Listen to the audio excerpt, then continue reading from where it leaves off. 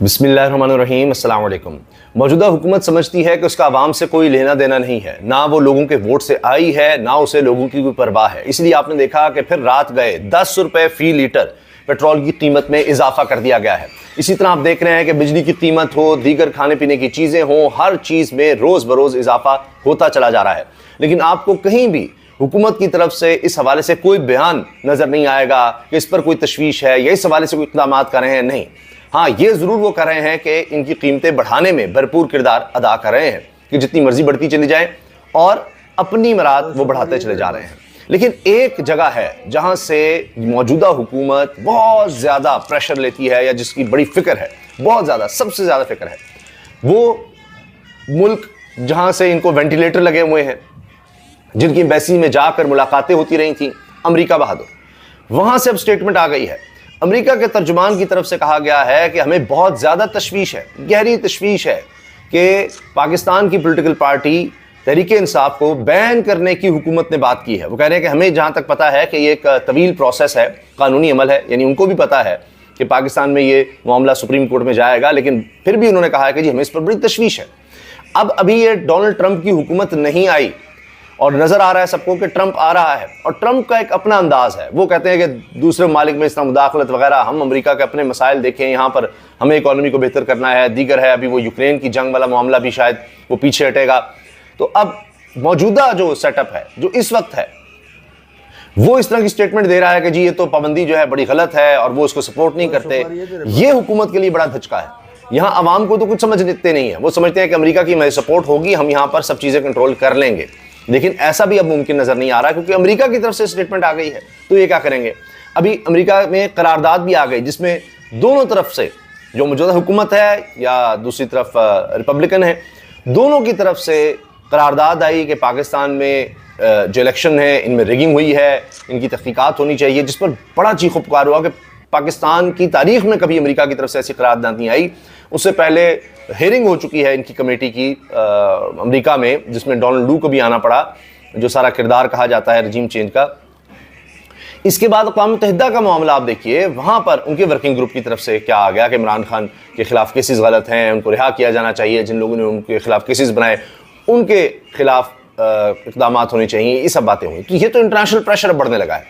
मगर हुकूमत ये सब क्यों कर रही है कि अमेरिका बहादुर को नाराज़ कर रही है, या उनकी तरफ से उनकी भी तशवीश बढ़ रही है कि ये तो जनाब हमें भी तबाह कर रहे हैं। तबाह से मुराद है कि अमेरिका को जवाब देना पड़ रहा है, या उनको भी ये कहना पड़ रहा है कि जी वो हाँ, हम जमहूरियत के साथ हैं, हम इंसानी हकूक़ के साथ हैं, यहाँ सबकी पामाली हो रही है। तो वो भी एम्बैरस हो रहे हैं कि जी ये तो हमारा नाम लेकर, या ये कि जी वो सारा रजीम चेंज हुआ था उसमें भी हमारा नाम आ रहा है, तो हम तो अपने प्रिंसिपल्स के साथ खड़े हैं, तो हम ना नजर आए कि हम इनको सपोर्ट कर रहे हैं, या कुछ है कि जी बैन हो रहा है तो हम उनके साथ हैं।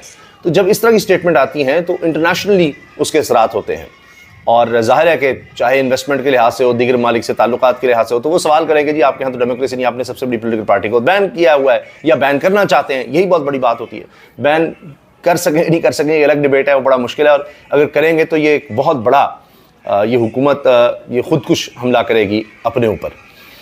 इसके साथ एक और ख़बर जो आई वो है, रात गए आर्मी चीफ की मुलाकात आसिफ अली जरदारी से, सदर से, और इसके बारे में आदिल सईद अब्बासी जो कि एक न्यूज़ से वाबस्ता हैं, जॉइंट सेक्रेटरी हैं, Islamabad high court journalist association के कोर्ट रिपोर्टर हैं बड़े ज़बरदस्त, और उन्होंने इस्लामाबाद से खबर दी है। आदिल सईद अब्बासी ने उन्होंने ट्वीट किया है कि army chief general Asim Munir की सदर आसिफ जरदारी से तवील मुलाकात 2 घंटे से ज़ायद जारी रही।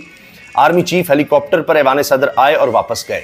अब इसका मतलब है कि जल्दी में मुलाकात हुई है, और इसमें ये नज़र आता है, वरना फिर प्रोटोकॉल की गाड़ियाँ वो सारा कुछ होता है, रूट वगैरह लगाना होता है सड़कों पर, तो ये ऐसे लगता है कि जैसे बड़ी हंगामी मुलाकात हो कि फ़ौरन हेलीकॉप्टर पर आए हैं और वापस जाना है।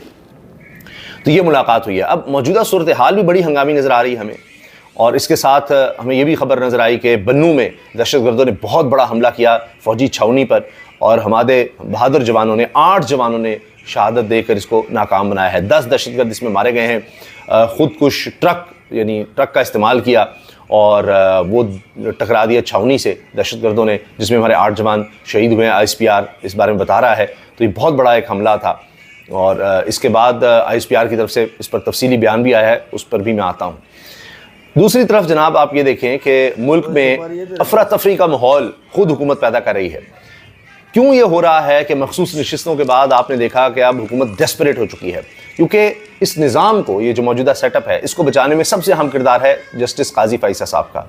वो अगर रिटायर हो जाते हैं तो हुकूमत को लगता है फिर यहाँ पर इंसाफ का बोलबाला हो जाएगा, और अगर इंसाफ होता है तो हमारी तो हुकूमत बनती ही नहीं है, हम तो जाली फॉर्म 47 की पैदावार हैं। तो इसलिए अपने आप को बचाने के लिए डेस्परेट हो गए हैं, और इस डेस्परेशन में अब ये कदम उठाया जा रहा है कि काजी फ़ाइज़ा साहब 4 एडहॉक जजेस को लेकर आ रहे हैं, यानी साबिक निगरान वज़ीर आला सिंध जिनके दौर में तहरीक इंसाफ पर बड़ा जुल्म हुआ, और दीगर जजेस कोई जो है वो इंसानी हुकूक के बड़ा तंग है कि जी आइन में पता नहीं इंसानी हुकूक क्यों है, ये हमें कहाँ ले जाएंगे, जिस सरदार तारिक मसूद की स्टेटमेंट है।